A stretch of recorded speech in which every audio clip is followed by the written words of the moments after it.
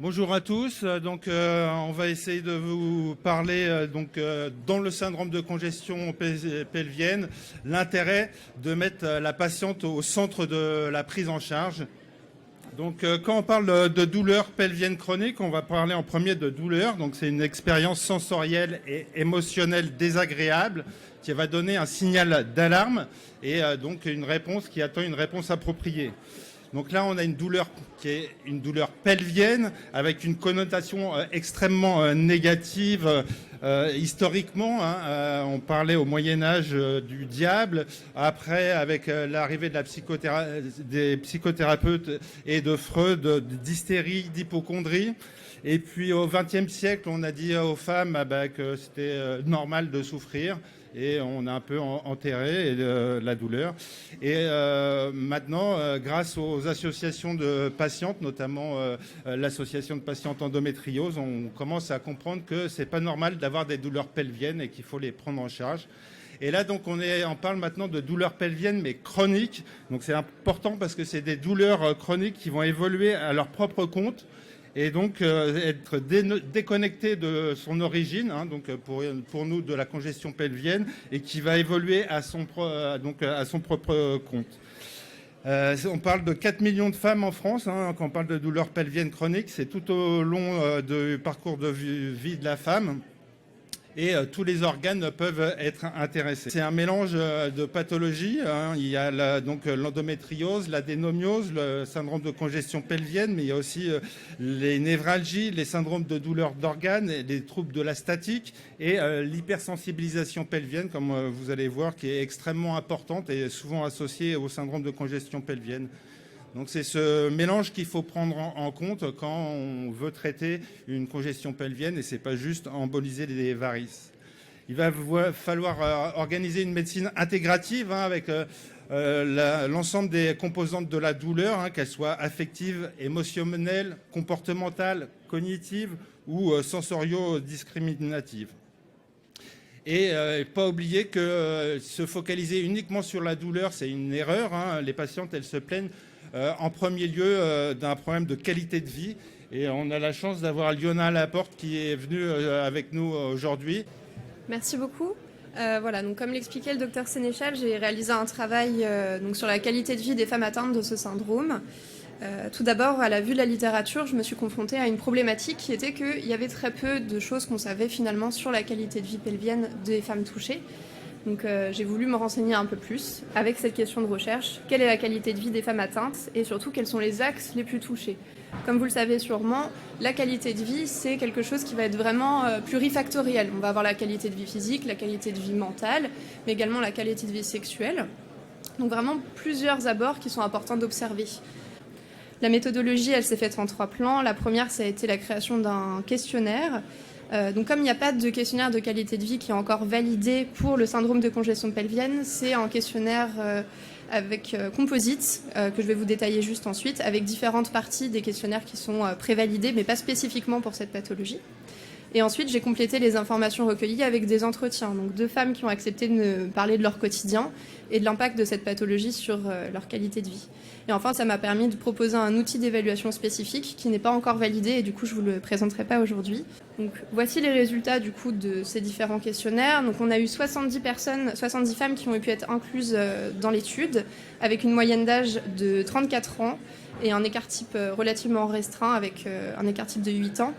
Le temps de diagnostic est également court, avec seulement 1 an de diagnostic, quand on sait que sur la pathologie, on a souvent une errance diagnostique importante, c'est assez court.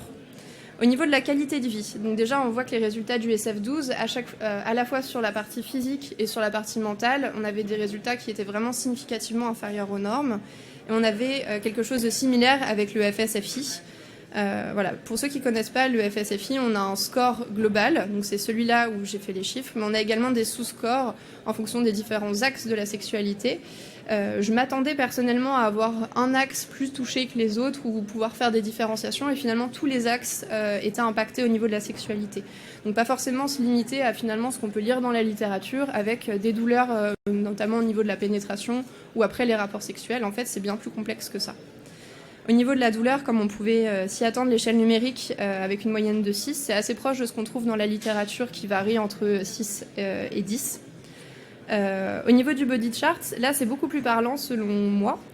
On a 40% des participantes qui disaient qu'elles avaient mal finalement sur 5 zones du corps. Et c'est des zones qui sont de assez grande ampleur puisque j'avais donné par exemple le membre inférieur, le bassin, la région dorsale, mais également des douleurs au niveau crânial et des douleurs sur l'ensemble du corps qui ont été reportées finalement par les femmes qui ont accepté de participer.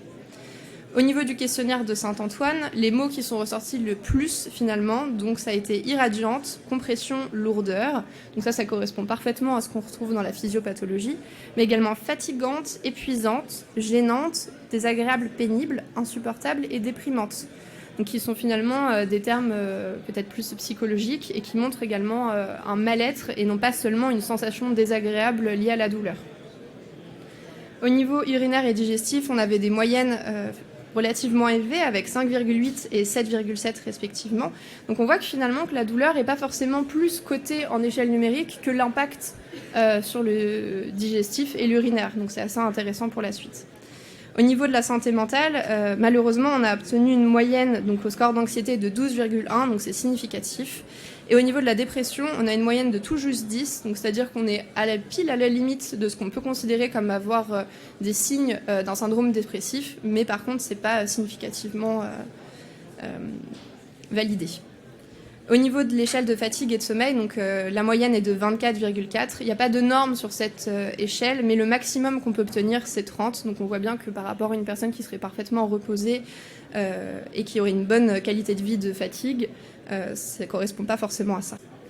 Au niveau de la douleur, on voit bien que ça va entraîner des limitations, notamment au niveau des activités de loisirs et de ménage, les activités avec les enfants notamment. Mais ce qui est intéressant, c'est que finalement, les femmes que j'ai interviewées ont vraiment spécifié que la douleur n'était pas, en tout cas chez elles, ce qui limitait le plus la qualité de vie. Ça pouvait être les symptômes urinaires, mais ici, c'était vraiment les symptômes digestifs qui finalement avaient un impact très fort sur à la fois la vie sociale, le travail, les relations, quelles qu'elles soient. Et ce qui est ressorti également au niveau de la douleur, qui est quelque chose qu'on retrouve au niveau de la qualité de vie sexuelle, c'est la notion qu'elles ont de l'évaluation de ces symptômes par le corps médical. Il y a à la fois une peur du corps soignant, mais il y a surtout cette notion de mauvaise évaluation des douleurs qui est souvent considérée comme trop rapide, avec juste une échelle numérique où finalement c'est pas forcément facile de donner un chiffre à sa douleur, surtout quand on a mal tous les jours, ou qu'on n'a pas mal tous les jours mais qu'on a des gros pics de douleur. Donc c'est des questions qui sont difficiles à elles pour répondre et finalement ne répondent pas à la problématique de douleur chronique. Et de la même façon, pour la qualité de vie sexuelle, on voyait que finalement, elle n'était quasiment pas abordée par le corps médical, à part par les personnes qui étaient vraiment spécifiées là-dedans, donc par exemple des psychologues avec la double casquette sexologue ou des kinésithérapeutes qui font que de la prise en charge pelvienne, par exemple. Au niveau de la qualité de vie sexuelle, ce qui est le plus ressorti, c'était la difficulté d'avoir une spontanéité dans les rapports, les pénétrations douloureuses, mais ça, on y a trouvé également dans la littérature. Mais enfin, l'adaptation de la vie sexuelle finalement autour de la pathologie et cette notion de punition, c'est-à-dire que comme les douleurs sont souvent déclenchées après l'acte, on a vraiment cette association de et avoir une qualité de vie sexuelle et en même temps on est puni. Donc il y a vraiment cette ambiguïté. Au niveau de la qualité de vie sociale, ce qui est vraiment ressorti, c'était l'incompréhension des proches qui peut amener à une solitude et également à une non-reconnaissance de la pathologie et du statut de malade par les femmes elles-mêmes. C'est également associé au fait d'avoir souvent une errance thérapeutique assez longue. Ce qu'on avait également, c'était du coup une charge mentale et une organisation journalière tout autour de la pathologie, que ce soit au niveau du travail ou des activités familiales.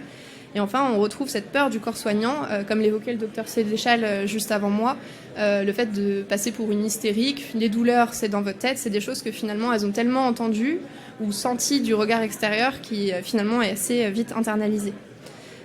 Et enfin, au niveau de la qualité de vie sociale, on pouvait voir des souffrances psychologiques qui étaient très bien exprimées par les femmes qui ont accepté de discuter avec moi, avec notamment également des envies suicidaires, malheureusement assez précises. Effectivement, on a une qualité de vie qui est inférieure aux normes, à la fois sur le point physique, mental, mais également social, et évidemment sur la qualité de vie sexuelle qui est touchée. En revanche, la douleur, bien qu'importante et faisant partie de la définition du syndrome, n'est pas forcément le facteur principalement limitant. Et c'est pour ça qu'il est vraiment important de s'intéresser aux deux symptômes. digestifs, urinaires, des douleurs à d'autres endroits du corps. Par exemple, on peut avoir des varices au niveau des membres inférieurs. Voilà, il faut vraiment fouiller et demander l'avis de la patiente.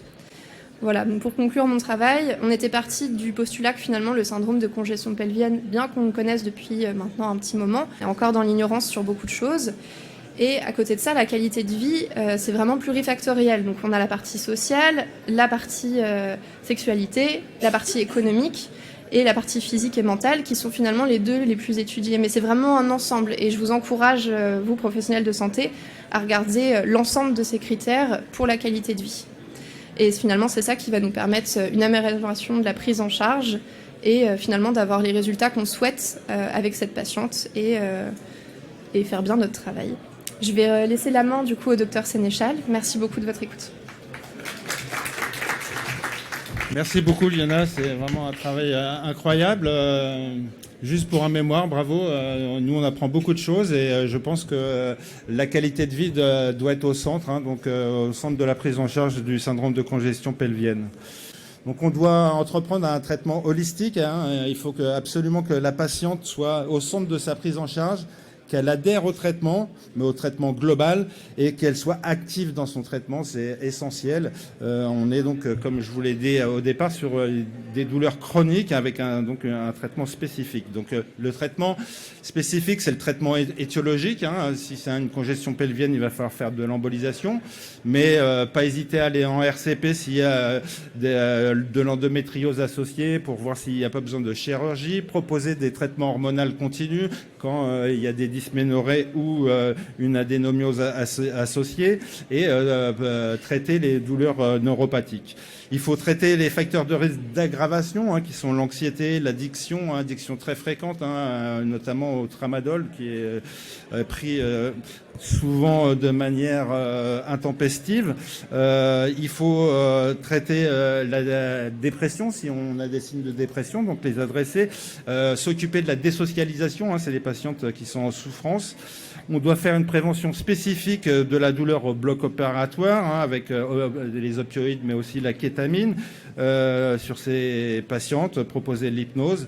On doit avoir un traitement spécifique post-opératoire à base d'anti-inflammatoires. Ne pas hésiter en post-opératoire d'utiliser les morphiniques. Il ne faut pas que les patientes aient de douleurs surajoutées, ou sinon c'est favorable au terrain de la chronicité. Donc il faut un traitement d'hypersensibilisation pelvienne qui est un traitement spécifique et un traitement pour améliorer la qualité de vie. Donc l'hypersensibilisation pelvienne, elle peut être centrale ou périphérique. Je vais passer rapidement, mais ça entraîne une réponse douloureuse qui est augmentée sur un stimulus standard. Et on a des traitements qui sont spécifiques. On a des traitements médicamenteux centraux qu'il ne faut pas hésiter à utiliser. Mais il ne faut pas oublier toutes les thérapies qui sont connexes. C'est les thérapies cognitivo-comportementales, l'hypnose, le MDR, la sophrologie, la neurostimulation avec les TENS, l'exercice physique, même si on a vu que ça n'était pas flagrant l'amélioration, mais c'est important que les patientes gardent une activité physique, la relaxation, le yoga, la musicothérapie, il faut tout utiliser. Il peut y avoir des traitements spécifiques, vésicales, traiter les syndromes myofasciaux quand ils sont présents, c'est quasiment tout le temps le cas, donc avec de la kinésithérapie, ostéopathie. On peut aussi utiliser des toxines botuliques intramusculaires. Ne pas négliger le côté digestif avec un syndrome de côlon irritable-like, donc leur faire modifier leur hygiène alimentaire. Il faut pouvoir proposer aux gynécologues quand il y a une vestibulodynie, ils peuvent réaliser des désensibilisations et traiter les douleurs neuropathiques qui doivent être évaluées par l'échelle DN4. Et donc, il faut une organisation pluridisciplinaire et organiser un parcours de soins. L'idéal, c'est à réussir d'avoir une unité de lieu pour la prise en charge globale et à utiliser cette désensibilisation.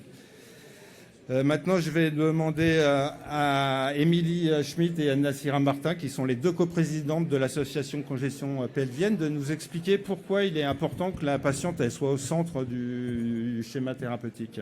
Merci d'être là.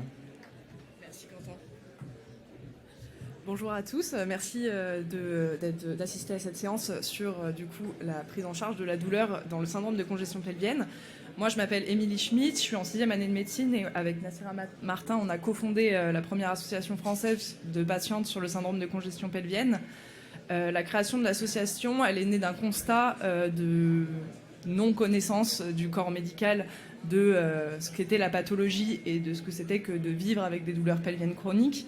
La douleur, c'est quelque chose de très insidieux, très difficile à vivre dans la vie quotidienne. On a eu l'occasion de s'en rendre compte avec le travail d'Iliona. Et l'association a été créée dans ce but l'année dernière. Donc voilà, on a fêté nos 1 an en juin 2022. Voilà, l'importance pour vous et pour nous de travailler ensemble, c'est de pouvoir proposer, donc ce dont parlait Quentin, ce parcours de soins adapté à la patiente avec une prise en charge pluridisciplinaire. Ce qui est important à savoir, et ce qu'on dit nous aux praticiens, on n'est pas là pour vous remplacer, on n'est pas là pour diagnostiquer les femmes qui nous écrivent, on est là pour les orienter, pour leur fournir un support fiable avec des praticiens qui sont prêts à s'engager dans la pathologie et à bien la prendre en charge. C'est une pathologie qui aujourd'hui est mal connue, qui est difficile à diagnostiquer, avec des examens d'imagerie qui sont, comme tous les examens d'imagerie, portés avec un biais d'interprétation. Et donc, on est là pour orienter les femmes dans ce sens pour qu'elles aient des praticiens qui puissent les prendre en charge correctement.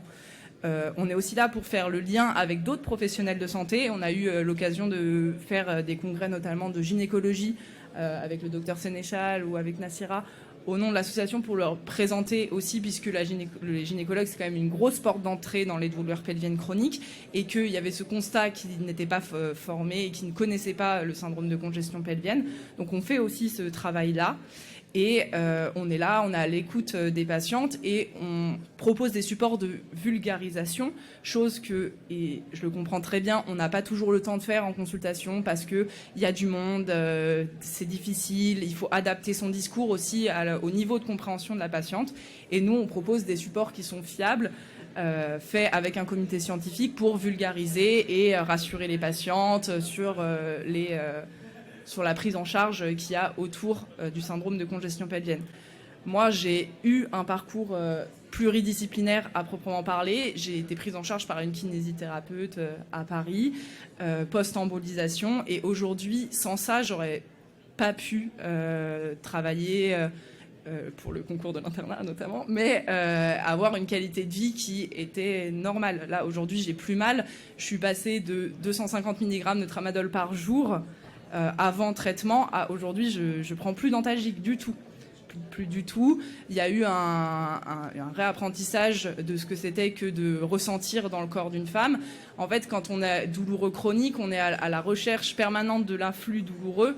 Et donc, il y a aussi une discordance qui se fait à ce niveau-là, de ne plus savoir ce que c'est que d'avoir un corps qui vit finalement. Et donc, avec les kinésithérapeutes, avec les ostéopathes, avec l'hypnose, l'auto-hypnose qu'on peut apprendre à faire, on arrive à se réappréhender son corps, à se le reposséder et à ne plus être soumis à la maladie. Donc il y a ça qui est vraiment très important. Donc voilà. Si vous avez des questions, n'hésitez pas à nous rejoindre. D'ailleurs, on est toujours très envie de travailler avec des professionnels de santé. On fait une carte de l'association. Et si vous avez des questions, on est là pour y répondre. Merci beaucoup.